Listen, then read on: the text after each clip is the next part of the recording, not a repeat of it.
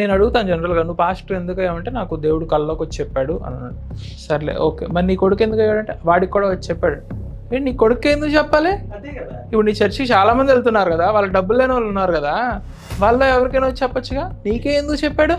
Next అన్న తమిళనాడులో నేను చూస్తే, నేను ఎస్సీ ఎస్టీ వాళ్ళకి క్రిస్టియన్స్, దళిత్ క్రిస్టియన్స్కి వాళ్ళకు కూడా చర్చిలో వివక్ష. వీళ్ళకి సీట్స్ ఇవి, వాళ్ళకి సీట్స్ అవి. పాస్టర్స్ కూడా ఓన్లీ హై కేటగిరీలో ఉన్న వాళ్ళే పాస్టర్స్ అవ్వాలి. నేను ఎప్పుడు కూడా ఒక వివక్షకు గురైన దళితుడు క్రిస్టియానిటీలో కన్వర్ట్ అయితే నేను వెల్కమ్ చేస్తానండి, వెళ్ళరా బాబు అని చెప్పి వెళ్ళు అని చెప్తా. ఎందుకంటే నీకు అక్కడ న్యాయం జరగలే, ఇక్కడ జరుగుతుంది కాబట్టి.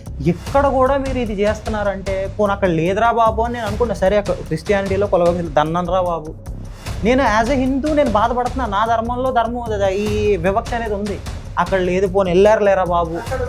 అక్కడ కూడా ఇప్పుడు ఇది చేసేస్తుంటే నాకు ఇంక దీన్ని తప్పించుకునే మార్గం లేదా అనిపిస్తుంది.